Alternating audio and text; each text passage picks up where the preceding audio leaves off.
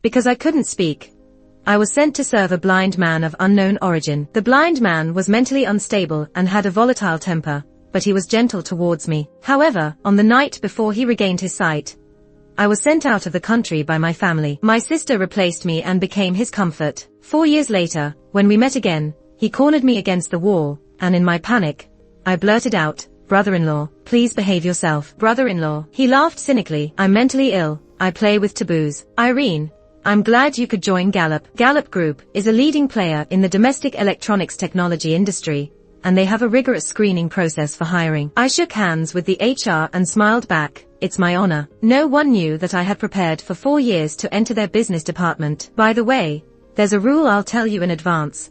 Something they won't mention during the orientation. The supervisor lowered his voice.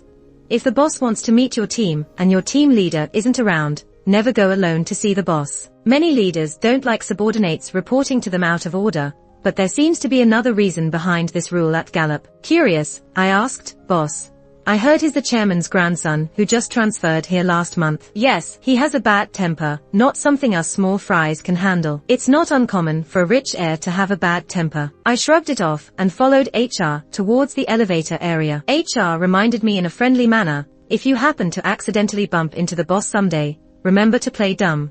You might just get away with it." Dumb? I was surprised, and HR nodded emphatically. "Our boss likes dumb people." What kind of strange fetish is this? I was still puzzled while HR and I stood waiting for the elevator in the lobby. The elevator in front of us opened, and before I could see the figure inside clearly, HR suddenly jolted and bowed deeply. "Boss." With rugged and stern features, his face drew a picture-perfect portrait and slowly came into my view. I suddenly held my breath, unable to believe it. It felt like I was back to the day we first met 5 years ago. In the evening, as I pushed open the door, I collided with the 20-year-old Louis. Memories rushed back, and in that moment, the Louis in the elevator casually glanced at me. I realized he had beautiful amber eyes. Lost in thought, Louis had already taken 2 steps out of the elevator and emotionlessly asked, "Am I good looking?" I snapped out of it, taking a step back. "Am I an alien? Why do you look so shocked?" His voice had no fluctuation, making it even harder to discern if he was sincerely asking or angrily questioning. I was speechless, and HR interjected to diffuse the tension. "Louis, she's new here. No need to introduce every little person to me." Louis coldly interrupted HR, turned to leave, but then suddenly turned back, staring at me with an indiscernible expression. "Are you mute?" I didn't dare show any weaknesses and replied, "No." Louis didn't bother hiding his displeasure. "If you're not mute, why act like one?" He left with that, leaving me speechless. What an unpleasant encounter. I lowered my gaze, unable to muster any anger towards him. Louis had been blind and had never seen my appearance, and he had always thought I was mute. 5 years ago, during the summer after the college entrance exam, my adoptive father pushed me in front of Louis with a solemn reminder, "This is a guest in our house. You'll serve him from today onwards." He had warned me in private, "If you don't serve him well, forget about going to college." He then turned to Louis, all smiles and flattery. "Louis, although this girl is mute, she's very obedient. You can feel free to boss her around." I was freshly rendered mute and unable to speak, and with Louis' eyes damaged, always covered in gauze, unable to see. Yet, he could always accurately throw the teacups and plates to my feet, barking orders, "Scram." I remained indifferent, continuing to serve tea and dishes, which only aggravated him further. "Are you really mute, or just stupid? Can't you understand human speech?" He once accidentally hurled a porcelain bowl at my left hand, leaving a long scar. Since then, he had never thrown things at me again. He didn't know that I had deliberately exposed my hand to be hit by him. I ran my hand over the scarred and then surgically repaired skin on my left hand, which had long since been restored to its smoothness. My emotions were complicated. "Don't mind Louis, that's just his temperament." HR reassured me and patted my shoulder, signaling me to enter the elevator. I came to my senses and forced a smile. "Boss, understood. There's no one else who understands Louis' temperament better than I do. He's a wild beast always on the verge of madness, and I was the only one who could hold the reins to tame him." Now, with a gossipy tone, I thought to myself, "But with Louis' temperament, our boss lady might not have an easy time, right? Louis isn't married yet." Our response stunned me. In my heart, there arose unfounded hopes, only to be dashed by her next sentence. "He's possibly secretly married. I heard his girlfriend is a singer, from the entertainment industry, you know. We suspect Louis is so used to his girlfriend's angelic voice, that he can't stand us coarse voices. That's why he prefers us to act mute. My suspended restless heart suddenly landed, and I chuckled self-deprecatingly. Over these years, I've received messages under my pretense of a sister's name. Louis couldn't recognize the deception, completely mistaking me for her. I told him I hadn't spoken, because I was getting treatment for my voice, and he didn't doubt me, only expressing happiness for me. Until half a year ago, the last message she sent was, "I'm going to marry Louis. Give me an address, and I'll send you a wedding invitation." On the night before Louis regained his sight 4 years ago, my adoptive family hastily sent me out of the country. My sister took my place and became his comfort. I had always believed that Louis wasn't that foolish, that he would be able to see through the deception. But over these years, my sister had effortlessly risen in the entertainment industry, becoming a popular singer. Still, Louis made no move. That alone spoke volumes. I followed HR into the business department's office area, greeted colleagues, and settled at my desk. Although Louis had regained his sight, his vision wasn't that good. As I sighed internally, I began sorting through the files on my desk, my gaze growing resolute. I came back for revenge. Whatever the reason, since Louis was now on their side, we could only be enemies. "Irene, let's go have lunch." Just after finishing up some business tasks, my department colleagues called me to join them for lunch. I followed them to the third-floor cafeteria. Shortly after leaving the elevator, several employees hurriedly approached us, muttering, "The boss is in the employee cafeteria today. Run away." I froze, already being pulled back by my colleagues. Why couldn't he just stay on the 18th floor? And now he's acting up. In a mix of complaints and gossip, everyone was avoiding him like the plague. It seemed that boss was raised on poison, so toxic. Louis had once said he was an unwanted lunatic. At that time, I didn't feel it. But now, seeing everyone avoiding him like a snake, I felt uneasy. "You didn't see it, but someone accidentally dropped a tomato on the floor just now, and it made him pale." Colleagues' words entered my ears, and I hesitated, white-faced. Was his illness not cured? "Irene, come in, let's go eat outside." I nervously clenched my fingers, smiling as I declined my colleague's invitation. "You guys go ahead. I'll order takeout upstairs." As the elevator door closed, I turned and headed towards the restaurant inside. Louis couldn't stand the sight of too much red. It reminded him of blood, and thinking of blood, he would go mad. Louis had deliberately blinded himself. After witnessing his parents killed by a criminal, he had a mental breakdown, and saw everything covered in blood. He tried to destroy his own eyes, but was saved and brought back. I had stayed by Louis' side for a year, and he had only mentioned this incident to me once. That day, standing in the sunlight, he said with a smile, "Little mute, I feel like I'm no longer afraid of the color red. When I'm better, wear a red dress for me to see." Psychologists had also noted his increasingly stable mental state, nearing recovery. I had thought that after regaining his sight, his illness had been cured. I ran into the restaurant, but didn't find him. With a sudden foreboding feeling, I turned around and ran towards the restroom at the end of the corridor. Just as I neared the sound of flowing water, I abruptly stopped, coming back to my senses. Having steeled my resolve that morning to become his enemy, what was I doing now? I was torn, but suddenly, the sound of shattering glass echoed in the bathroom. "Wait for me. I'm going to the bathroom. I'll be right there." Without much thought, I shouted into the air, then rushed into the restroom. In front of the sink, Louis was propped up against the counter in a disheveled state. There were shards of a broken fragrance bottle on the floor, and his suit cuffs were wet. I approached cautiously. "Louis." Louis suddenly turned his head, revealing blood-red eyes. His eyes, initially ominous and terrifying, froze as he saw me. It was as if the storm had cleared after seeing me, and a surge of emotions overflowed from his eyes. My heart skipped a beat, momentarily thinking he had recognized me. But how could that be? Indeed, just this morning, "Little mute." Without warning, Louis suddenly leaned in, engulfing me in his embrace. With his chilly face against my neck, I unconsciously leaned into it. Just like before, I was frozen, as I heard the hint of a sob in his voice. "Little mute, why don't you want me anymore?" How did this start? Louis was probably lost in his thoughts, talking nonsense. I calmed down and gently reminded him, "Louis, I am not mute." Louis stopped his actions, slowly pulling away from me. He didn't completely release me from his embrace, but instead grabbed my left wrist with one hand. The back of my left hand was smooth, without that hideous scar. Louis habitually raised his hand to touch it, then furrowed his brows deeply, looking puzzled. "You're not mute." I nodded, afraid of triggering him. So I asked cautiously, "Louis, have you mistaken me for someone else?" Louis looked at me steadily for a few seconds, then suddenly smiled. "You know, right?" He raised his hand, and with more force, pulled me into his arms, whispering hoarsely, "I'm not blind either." My heart raced as I couldn't tell whether Louis had recognized me or not. Before I could continue probing, his shoulder suddenly weighed heavy on me, and Louis collapsed onto my shoulder. Louis, panicked, I supported his body, quickly took out my phone and called HR. Louis' condition couldn't be publicized. HR was the only contact I had. Louis passed out in the third-floor restroom. Quickly send the driver to take him to the hospital. After hanging up the phone, I realized my hand had been shaking the whole time. It had been years, and I wasn't sure about his physical condition, but it was clear his illness had worsened. If it were the Louis from the past, he would have completely exploded after dropping the tomato. He would never have hidden in the restroom to calm down. This kind of restraint on Louis was more heart-wrenching than madness. What had he been through in these past years? 2 minutes later, HR and a middle-aged man hurriedly arrived. He was Louis' personal assistant, and I handed Louis over to him. As I escorted Louis out, I could only show the concern a colleague should have.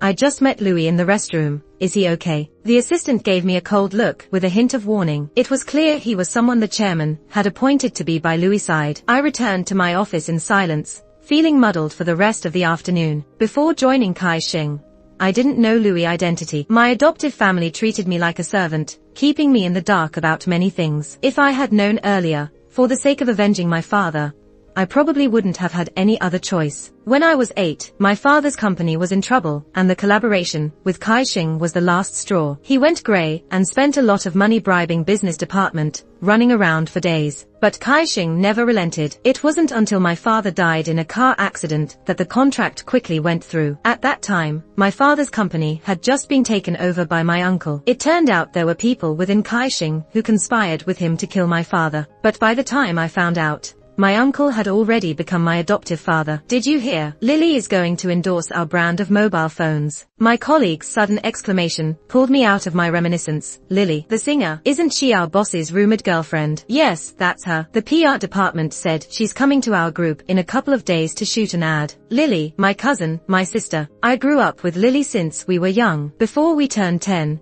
she was a year older than me, a protective sister. After turning 10, she was a good sister in public, but behind closed doors, she bullied me and treated me like a slave. When I first arrived at her house, I was emotionally vulnerable. The sister who used to love and protect me suddenly changed, and I couldn't understand. I even thought it was my fault. Irene, you're no longer a princess. From now on, you're my servant. When my family was wealthier than hers, her good treatment towards me, in my eyes, turned into shameless flattery. I didn't understand how a person's heart could be so complex at such a young age. But in my senior year of high school, just because someone complimented my voice, she spiked my water with toilet cleaner. So, I had to act mute. After 4 years, with Lily coming to Kaixing, I had to prepare a surprise for her. As I was devising my revenge plan, the office door suddenly burst open. Louis, disheveled and with medical tape wrapped around his hand, stormed in. Everyone, get out. The people in the office were startled, picking up their phones without a word and retreating out in an orderly fashion. I lowered my head, feeling the tension, and silently followed at the back of the crowd. Before I could pass by, my wrist was caught again. With a loud bang, the door closed and Louis pushed me against it, asking, "Where do you want to go?" I met Louis' eyes filled with malice and madness, finally sure that he had recognized me. "Boss," I started, but Louis lowered his head and unapologetically bit my neck. He mumbled, "Call me by my name." Whenever he went crazy in the past, he used to bite my neck and then ask, "Call me by my name, mute girl." I scratched his palm with my finger to signal that I couldn't speak. He laughed mischievously. "I heard you. You're calling me blind, right?" I widened my eyes, wondering if he could read my mind. Louis laughed even more recklessly, finally rubbing my face and sighing, "Mute girl. I don't want to be blind anymore. I want to see you." It was because he wanted to see me that he later willingly went to the hospital for treatment. In a flash of memories, before the pain could reach its peak, the bitten area was covered with something wet and soft. When I realized what it was, my whole body went numb, and I involuntarily called out his name. "Louis, I heard you." Louis laughed and continued his actions without stopping. I tried to push him away, but was firmly held down. Feeling embarrassed and angry, thinking about all the gossip I had heard that day, I couldn't help smirk and mock. "Brother-in-law, please control yourself." "Brother-in-law." Louis finally stopped, raising his head. Confused, he noticed my anger and smiled cynically. "I'm mentally ill. I'm playing with taboos." I couldn't take it anymore and put my foot down on Louis in step. "Let go," I demanded. Louis didn't react, even seemed to enjoy it, raising an eyebrow slightly before pouncing on me. "You're so ruthless." After a pause, he whispered in my ear, "Sister." I couldn't stay mad. In just a few exchanges, we had already reached an understanding. Helpless, I used a soothing tone. Louis, if you don't let go, I might be fired. Who dares to fire you? Louis retorted fiercely, glaring outside with a menacing look. Despite the frosted glass barrier, we could still see people peeking in and out. He reluctantly released my hand. Let's go somewhere else. I stopped him as he tried to lead me out. I have to work. Louis' face tensed, not letting go. Louis, I have to work, I repeated slowly, while gently scratching his palm with my finger. Louis grabbed my finger, relishing the moment, but his eyes were devoid of any humor, only repressed madness. Mute girl. Don't ever think about leaving me. From the moment just now, I could guess that the rumors about Louis and Lily were baseless. I wondered what he had gone through for allowing such rumors to spread. I won't leave you. Did you see the note I left in your special medicine bottle 4 years ago? I didn't see it. Louis' pupils shook, and his face turned ashen when he realized something. I'll go check. He ran out recklessly, and I couldn't stop him, rubbing my temples.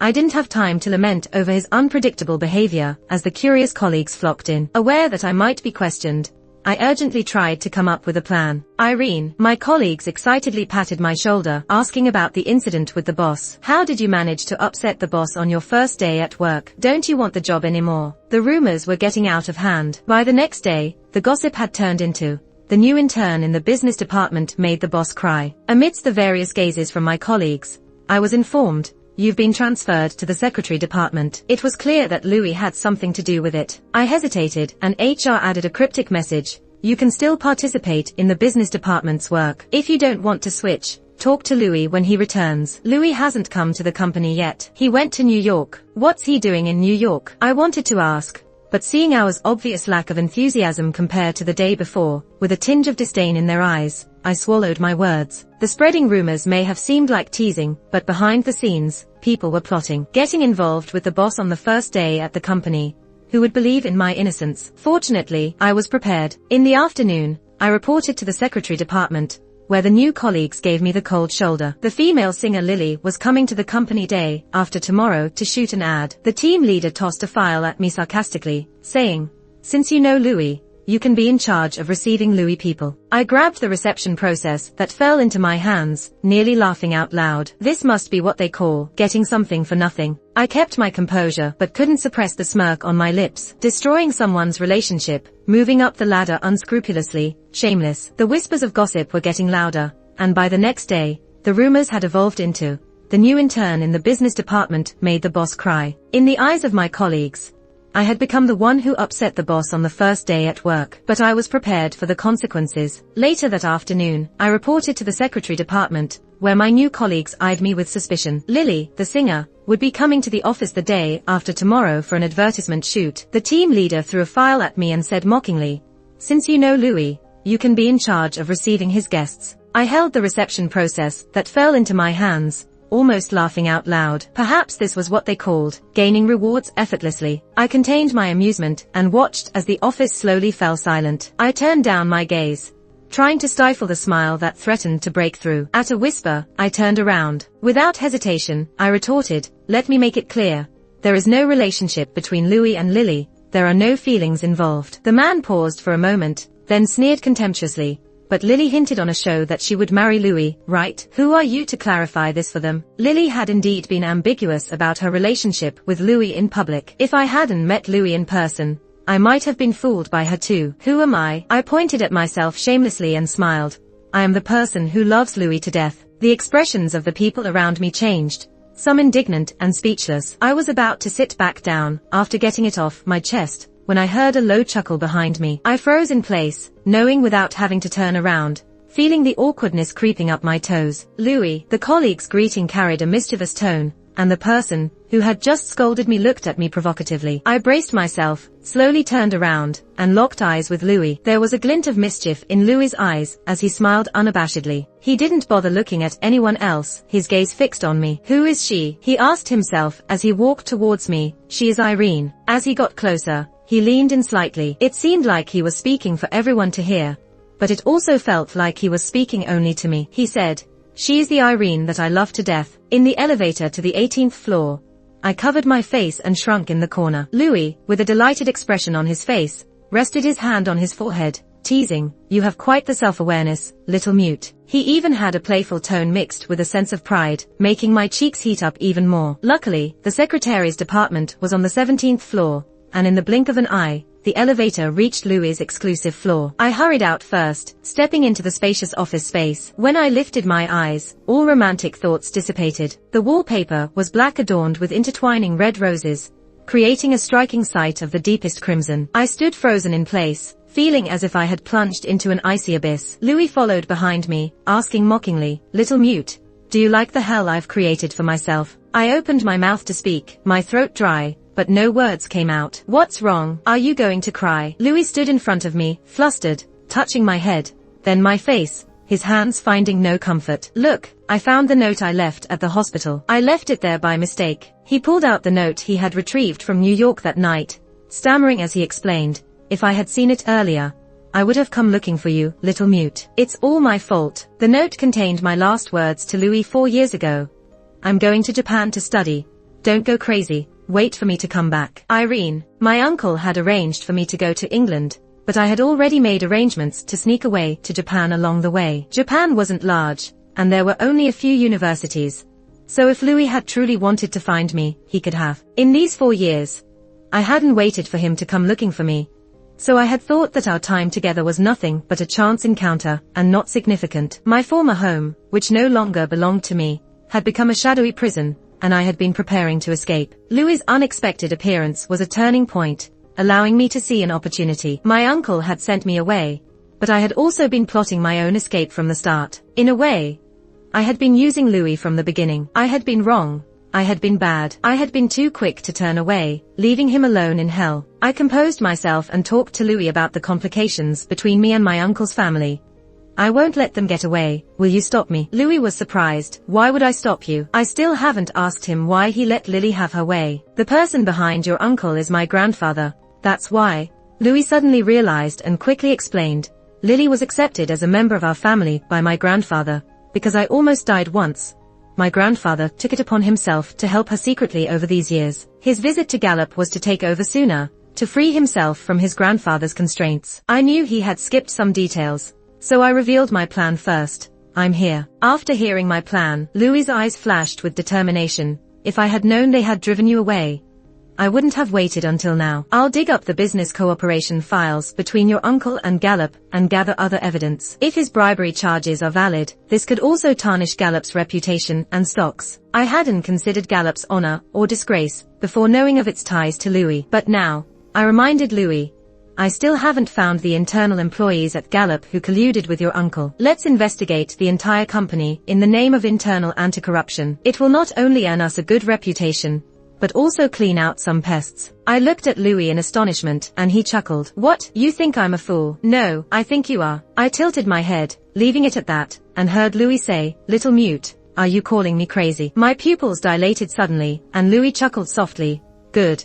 I haven't taken my medicine today." As soon as he said that, a scorching hot kiss descended, as if trying to devour me. My thoughts were still on planning when, between gasps, I unconsciously called out, "Lily." My lips stung, and Louis warned teasingly, "Say my name, little crazy, my little crazy." The day Lily came to Gallup, there was a crowd of paparazzi and fans gathered at the entrance of the building. Usually, these events were kept under wraps, but Lily leaked the news in an attempt to showcase that she had climbed aboard Louis's ship. After lingering at the entrance for nearly half an hour, despite several prompts, Lily hadn't entered the building. Her assistant had come in ahead, boldly asking, "Where's Louis? Why isn't he coming out to welcome the guest himself?" People from the reception team looked at me, displaying various expressions. I replied professionally, "Louis arranged for me to handle the reception. Who do you think you are?" Lily agreed to this advertising deal because of Louis. Let Louis come out to greet her. Lily and I were old acquaintances, and I believed she would be more pleasantly surprised to see me than Louis. In the assistant's uncertain look,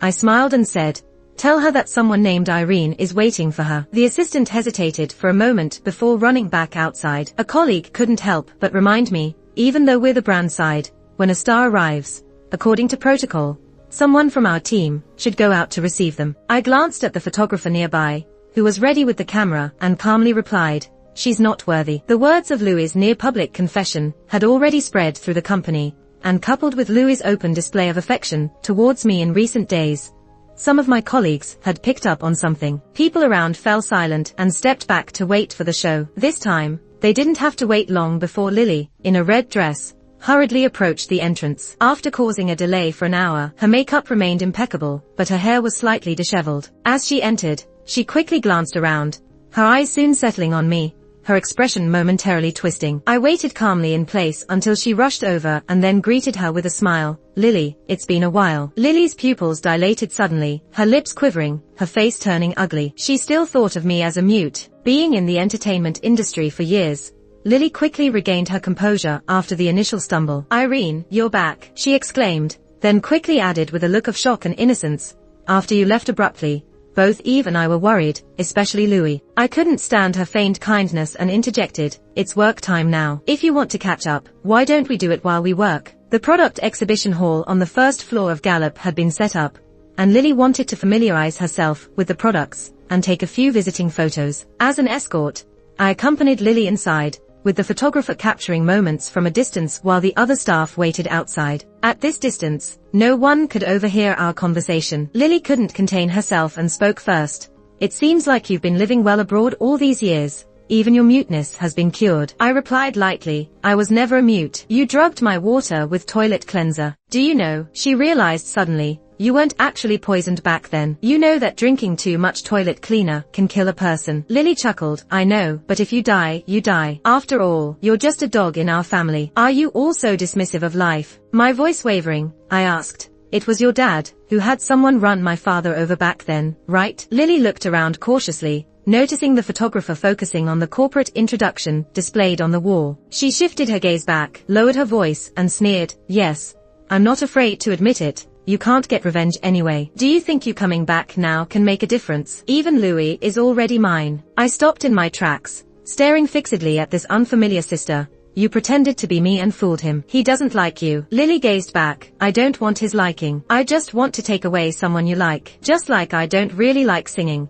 But wasn't your childhood dream to become a singer? So I took it away. I sang the songs you wrote, denying your music dreams. Fans even praise me as a genius songwriter." I was stunned and speechless for a while, unable to hold back the question that had been weighing on my heart for over a decade. "Why?" Lily's eyes flashed with resentment. "Who let you snatch away my favorite doll back then?" "A doll." Before I could ask, there was suddenly a commotion from the sidelines. Lily's assistant rushed towards the photographer frantically, trying to smash the camera in his hands. "Stop, stop, you're not allowed to take any more pictures." Lily looked over in confusion, then turned to me with a look of suspicion. I pulled out the mini microphone from my sleeve and waved it at her. "Forgot to mention, we were live just now." Just before the crowd closed in, I leaned in close to Lily, whispering in her ear with a smile, "Also, Louis is mine." Like the first domino falling, Lily's scandals kept coming to light one after another, and public opinion was in an uproar. The entertainment industry was a place of fame and fortune, and after Louis stepped in, Lily was quickly silenced. Uncle's bribery case was brought to court, along with the evidence I had secretly collected over the years of his tax evasion at their home. Yet my father's accident was ultimately ruled an accident, with no possibility of reopening the case even with Lily's admission. "Irene, I have the evidence of Louis committing murder." When Lily called, the annual conference of Cherishwin was just about to begin. "After you left years ago, I took care of him in your place, and he went crazy and almost killed me." Lily's image in the industry was indeed that of a fragile and sickly woman. "If I release the evidence, do you think Louis will get away unscathed?" "Spare my father and I'll keep quiet." I fell silent for a moment and asked her, "Do you know why Louis' grandfather has been indulging you these past years, allowing her to maintain an ambiguous relationship with Louis in public, leveraging Louis' name to climb the ranks?" "Of course, it's because his grandson nearly killed me." "No, it was because he genuinely liked you and wanted you to be his granddaughter-in-law." Lily hurriedly denied on the phone, but I paid no attention. "Just like that doll back then, I asked if it was a gift from you, and it was only after you agreed that I took it. I thought our relationship was worth a gift." Uncle brought Lily from the countryside to seek refuge with my father. In the first few years, they were living as dependents, inevitably leading to sensitive thoughts. But when it came to the farmer and the snake, it was pure malice at heart. "Lily, someone like you doesn't deserve to be liked by anyone." Lily almost desperately shouted, "And what about Louis? He's a madman." I calmly interrupted her, "He's fine, and I like him." After saying that, I raised my head and saw Louis standing not far away. He crossed his arms and raised an eyebrow, smiling at me. "Little mute, come here." As the host went up on stage, the conference began with a roar of noise covering every corner, but my heart suddenly became calm. I walked past the clamor, heading towards Louis. Louis reached out his hand to me. I took his hand, and he pulled me as we ran out. "Louis, you're about to speak on stage soon." Louis laughed recklessly. "Then they can call me crazy during my speech." All the voices were left behind. The night was hazy outside, the car racing towards the moon on the edge of the city, heading towards a destined end. Throughout the journey, neither of us spoke, but there was a strange feeling that we were eloping. When we reached the halfway point outside the house, Louis stopped and turned back, revealing a pair of dark eyes. "Little mute, you can still escape now." He said this, but then grabbed my hand with a fierce grip, his expression fierce, almost as if he was saying he would break my legs if I dared to run. I took a step forward, pushing him into the house before him, and then, on my tiptoes, I kissed his face. Just before our lips met, Louis tilted his head slightly, a look of triumphant malice in his eyes. As the heat enveloped us, consuming my reason in a blaze of fire, there was a sudden chill at times. Sensing what it was, I frowned. "Take off the watch. Do you remember what you said when we first saw a psychologist at the Song family?" I struggled to recall. In an attempt to cover up his lack of throwing things, he became more verbally vicious. I was usually calm, but any slight delay would provoke Louis' unpredictable temper. "Will a mute cause your leg nerves to degenerate? Or was your legs put on slow motion? Too bad I'm blind. Otherwise, I could see a mute sloth crawling like a dog." Later, when the psychologist arrived, he asked me about Louis' mental state in recent days. With a mind for revenge, I typed out 4 words in the voice software: impatient premature ejaculation, and I only pressed play on the last 2 words. Thinking about this, I froze and twisted my waist to escape. "Little mute, I'm merciful." Louis grabbed my waist and said seriously, "Let's stop when this watch breaks." I gritted my teeth and cursed half-heartedly. "Louis, you madman." Louis leaned down, nonchalantly saying, "Yes, but a madman who loves you." From a young age, Irene had a dream of music. However, after she turned 10, her dream was shattered. Her father died tragically, and she was taken in by her uncle, setting her life on a different path. The respected elders wanted her to serve as a maid to show filial piety, while her own sister forced her to drink dirty water in the house. Irene tried to seek help, but her cries were dismissed as emotional distress after losing her parents. Because the Song family dressed her in beautiful dresses, sent her to the best schools, they still treated her kindly and warmly in public, but the wounds on her body were invisible. Her uncle's family constructed a terrifying valley for her. No one believed what she said. Irene became a mute, silent, enduring, quietly plotting her escape alone. But on the eve of her escape, a madman came to the house. When Louis first arrived at the Song family, Irene detested him. She was ready to escape the clutches of her uncle once she went to university. But because of Louis' arrival, she couldn't even finish her college education. She was trapped. Every day, she faced a madman who was constantly throwing things, his temper erratic. "Do you like serving people like this? Get out. Who likes it?" When Lily forced her to write songs, Irene smashed Lily's guitar, flipped the desk, and even stomped fiercely on it. "Irene, are you crazy?" In Lily's shock, Irene ran towards the neighboring villa. The villa next door belonged to Louis, and as Irene ran inside, Lily could only stand at the door dumbfounded. Standing at the door, teasingly, Irene used the voice feature to say to Lily, "Sorry, it seems I've been infected with madness." Before Lily had enough time to enjoy Irene's frantic escape, a dark voice suddenly came from behind. "Infected. Madness." Irene turned around and saw Louis with a stormy expression on his face. Before he went crazy, Irene quickly typed a message. "Be like you, isn't it good?" Louis was taken aback, puzzled, but the next second, he burst into laughter. After he laughed enough, he turned fierce again. "Little mute, don't regret it." Irene had no regrets. In a way, that was the easiest year Irene spent at the Song family. Compared to the hypocritical and cunning uncle's family, Louis was as simple as a blank sheet of paper. Approaching him seemed like traversing rugged terrain, with pitfalls at every step. But in reality, those were just folds on paper. He was fragile and easy to handle. Irene never thought she would fall for Louis. She was only soothing him, caring for him, and looking after him for the sake of convenience. But falling for Louis was inevitable. "Little mute, you asked me a question." On one of Louis' temper tantrums, Irene sat on the back porch, watching him. She asked in her mind, "Are you stupid?" Louis smirked, like a proud big puppy. "I'm not stupid.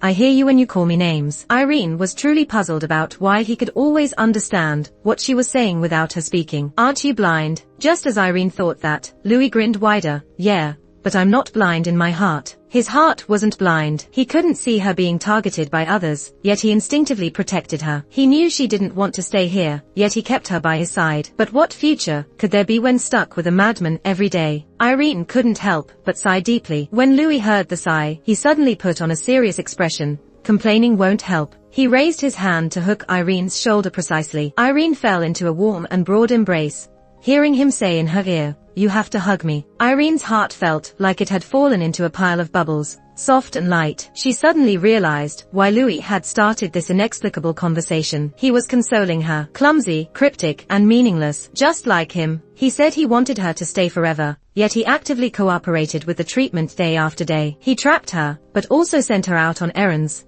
giving her many opportunities to escape. The madman wouldn't take care of himself. Even the way he approached her was prickly, hurting her while also hurting himself. Irene was moved. A few years ago, no one believed what she said, but it was the year she turned into a mute. A madman told her that he could hear. Louis' life experiences can be described as turbulent. Shortly after he was born, due to his aunt's negligence, he was abducted by human traffickers. The woman who bought him had a mental illness, often treating him like a toy, manipulating him as an object. He was locked in a cabinet for a day and a night, used as a spinning top, and kept like a pet dog. When his family found him at the age of 12, he was already a little mad. He went through countless psychologists, numerous medications, and therapy sessions. Louis' mother gave up her career to take care of him, but he would suddenly attack her when she got close, hurting her arm. His father turned grey overnight. A once strong middle-aged man now hunched over, frail before his time. Through a painful and torturous process, Louis' parents nearly exhausted all their efforts to gradually improve Louis' mental state. Louis started to understand the world, but this led to more pain. He saw the lingering sadness in his mother's eyes when she approached and understood her forced smiles. He saw the hesitation in his father's steps when he entered the room, understanding his fears and hesitations. Yes, having a madman like him around was worse than not finding him in the first place. All of this was nothing compared to when Louis overheard his mother crying at the study's door, saying, "I should never have given birth to Louis." This sentence was harder to bear than all the suffering of the past 10 years. Louis thought his parents loved him, only to realize they were driven by a sense of duty. Louis thought it was guilt, not love, but when the family encountered a criminal, they risked their lives for him, giving him the only chance to escape. He was confused. He went mad again. The Liu family abandoned him. He was sent to the Song family. A mute was assigned to take care of him. Louis tried to drive her away by breaking things, but ended up injuring her hand. He remembered his mother's injured arm and stopped abruptly, not daring to make a move again. After years of treatment, the efforts of Lou's father and mother were not in vain, as Louis had learned to control certain aspects. But he couldn't control his descent into a world of bloody nightmares. Even though his eyes were blind, the nightmares that haunted him did not diminish. He could still see blood splattering down, drenching his soul in blood. Louis began to struggle to breathe, but before he could be completely engulfed in blood, a bucket of cold water was suddenly poured over his head. As the blood faded away, Louis came back to his senses, but then became infuriated, asking, "What are you doing?" The mute girl slowly typed on her voice software, "I see you trembling, thought you were hot. Do you tremble when you're hot? Are you a madman, unable to be understood by common sense?" Louis went mad. The mute girl seemed to be using him, pretending to care for him, but always hiding behind him in the presence of others, using his territory as a refuge. When no one was around, she would oppose him and show her claws. Louis knew from the beginning that she was using him, so trapping her was the price she had to pay. The mute girl treated him like a madman, yet also seemed to never treat him as such. He had insomnia and would run around the backyard on rainy nights, looking for a chance to end his life. The mute girl would hold an umbrella to shelter him from the rain, watching silently. He took a step away, she followed. He ran, she ran along, both soaked to the bone, like a ridiculous and foolish pantomime. Louis didn't succeed in his suicide attempt. The next day, both of them fell ill with a fever. They didn't call for a doctor, but lay on the grass in the backyard, each with a fever patch on their foreheads. Louis asked, "What did you do last night?" The mute girl typed, "I played with you." He was a madman, sometimes unable to comprehend the mute girl's mind. She was his nemesis, and also his medicine. Louis began to anticipate the day his eyes would regain their sight. The redness in his eyes turned into the hem of a fluttering wedding dress. He didn't know the mute girl's name, but he had already started to imagine what she would look like marrying him. He lifted the veil and saw a beautiful girl kneeling by the bed. Unprecedented joy spread across Louis' face, but when he looked into the girl's eyes, it instantly turned into a cold frost. This wasn't his mute girl. Louis wanted his mute girl, but his family said that Lily had been taking care of him from start to finish. Lily's school confirmed that she had stayed at home that year due to a throat injury. The servants also confirmed that there was only one girl in the house, Lily. Most importantly, even the psychologist, who had met the mute girl, a person that Louis had clearly seen, said that Lily was the mute girl. His grandfather didn't believe him. No one believed him. They all thought he was just having delusions again. Louis went mad, and no one indulged him like the mute girl did. He was sent to a psychiatric hospital in New York. When Lily came to see him, she whispered in his ear, "Who would really like a madman? Your mute girl doesn't want you anymore." Louis suddenly remembered that the mute girl had approached him to use him. She had always been eager to leave. He didn't believe the mute girl no longer wanted him, but he still lacked the confidence to convince himself. Who would like a madman anyway? Sometimes, Louis would doubt himself, wondering if the so-called mute girl was just his imagination. He was blind and had never seen her, not even in dreams. After losing his parents, he met the mute girl. She had saved him countless times when he wanted to die. After losing the mute girl, there was no one to save him. Louis sought death while also trying to save himself. In moments of seeking death, he couldn't find a reason to live. In moments of self-preservation, he thought of the mute girl. He became more controlled, more restrained in his madness. He knew that the more he pretended to be normal, the greater the chance of finding the mute girl, and the greater the chance of keeping her around. He pretended very well. Even when he reunited with Irene, he clearly recognized her from the first glance, but pretended not to care. But that was his limit. No one knew how agonizing that morning was for Louis on the 18th floor. He wanted to pretend they were strangers, start fresh as a normal person, and get to know her. Would she like him if he didn't act like a madman? But at the same time, he resented her, hated her, unable to bind her, yet trapped her. The tomato was just his test. Once she fell for it, she wouldn't be able to leave. Louis was a madman. His feelings were also crazy, so deep-rooted, deeply ingrained, and insanely lost. In the 4 years of Irene's absence, he, who was so afraid of blood, cut his wrists 4 times. When Irene asked him to remove his watch, he refused, because, under that watch, was the love of a madman's insecurity.